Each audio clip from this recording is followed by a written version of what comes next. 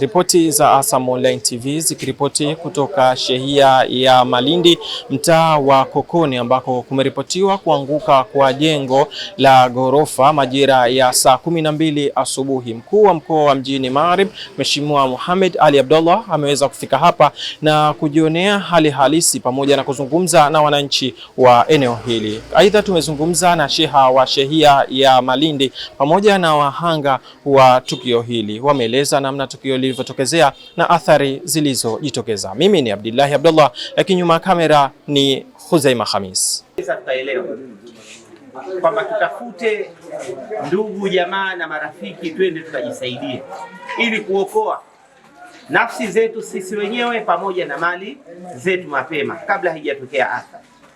Wiki ile nilizungumza, juzi nikazungumza tena, na leo naendelea kuzungumza tena jinsi hali halisi ilivyo. Lakini hatuwezi tukatumia nguvu, kwa sababu tungetumia nguvu huku watu kuwahamisha, mngeliona kwamba hatutaki katika maeneo haya, mngeliweza kutia kitu kingine ndani yake. Lakini tulikuja tukakwambieni kiutaratibu majengo yaliyokuwepo sasa, mengi yao, kuna majengo 105 na kuna majengo 26, hali yake sio nzuri kabisa katika maeneo yetu ya mji Kongo. Hivyo tunaomba wananchi, katika hali hii, mvua inayoendelea hii italeta athari kubwa zaidi kuliko faida katika baadhi ya majengo. Sasa ni vyema watu wakatafuta ndugu jamaa na marafiki mapema ili kujinusuru nafsi zao na kunusuru na mali zao, kuliko kila wakati tukaja hapa. Tumshukuru Mwenyezi Mungu, jana waliondoka, lakini leo asubuhi ngoma tunaiona ilivyotokea. Kwa hivyo hii tunategemea jamani, tupeane hii taaluma, tupeane taaluma. Waswahili wanasema hiari huwa yashinda utumwa. Tayari Kwa hivyo sisi tunazungumza taratibu. Laita ni kama tungelisema serikali ya mkoa tuwahamishe watu watoke, mngelikuwa mna kelele nyingi zinapigwa.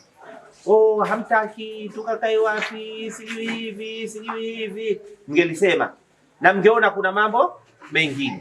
Lakini tulikupeni taaluma, tukaweza kushauriana kwamba hali ya majengo sasa hayako vizuri. Nilipata taarifa kuanzia saa 12:30 asubuhi kwa eneo hili nyumba ya Bisada 652 imeanguka, na nimefika kwenye tukio nimekuta fire, baadaye imekuja imewatoa pamoja na wananchi wenyewe kusaidiana nao, wakatoa wananchi waliobakia. Wananchi walituambia watu wangapi wapo ndani waliobakia kwenye nyumba ya pili jirani. Nyumba iliyoanguka walibahatika kutoka kwa mlango wa nyuma, wakatoka walikuwa watu wanne. Mmoja akakodi nyumba anaitwa Bihawa, mwingine nyumba watoto wake Bisada na mwenyewe Bisada. Wote walitoka salama pamoja na Bihawa, walitoka salama, walipitia mlango wa nyuma kwa mujibu wa maelezo yao na majirani waliofika mwanzo. Chanzo cha kuanguka nyumba hii, kusema kweli mimi sio mtaalamu wa nyumba hizi, sio engineer, lakini kwa mujibu wa engineer anasema nyumba ilikuwa na chipping, ilikuwa na ufofa za kwa ndani zimebeba maji. Kwa mujibu wa maneno ya engineer, ndio mtaalamu wa majumba. Mimi sina utaalamu wa majumba. Kwanza serikali kidogo kuona wananchi wake hawakufa, hakuzurika. Kwanza hilo jambo zuri. Jambo la pili, hasa kwanza hasara za wakazi wamepata, wananchi wa Zanzibar wamepata hasara hapo, harama zao, na vile vile imetia harama nyumba za jirani. Nyumba za jirani 2-3 zimepata hasara kubwa, harama. Inabidi kae kifusi, nyingine zimevunjika wenyewe wajenge, watoe pesa zao. Nyumba pili jirani nzima lakini imeathirika kwa kifusi. Kumbuka mimi ni asubuhi, ni alfajiri saa 12. Ndio ninachokumbuka mimi, ndio nilichokiona basi. Lakini ilianza kuvunjika wapi, kaangukaje, sijui. Kwa kweli kwa muda wote vya maki, cha kufanya kukaa hamna, ni kutoka tu nje basi. Ndio tulichokifanya basi mpaka sasa hivi.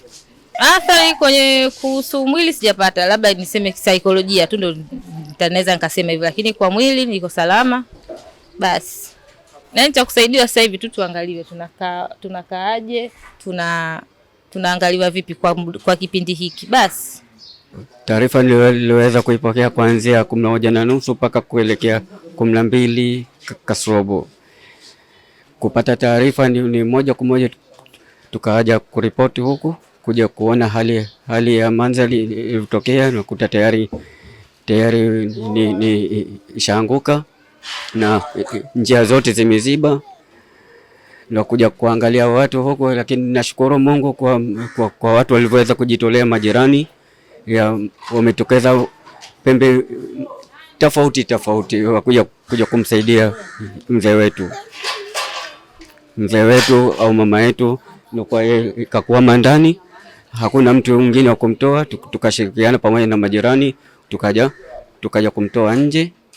Na pia mimi nashukuru namna mbalimbali upande kwa Sheikh Hassan, na pia kajitahidi kwa mchango wake, pamoja na serikali.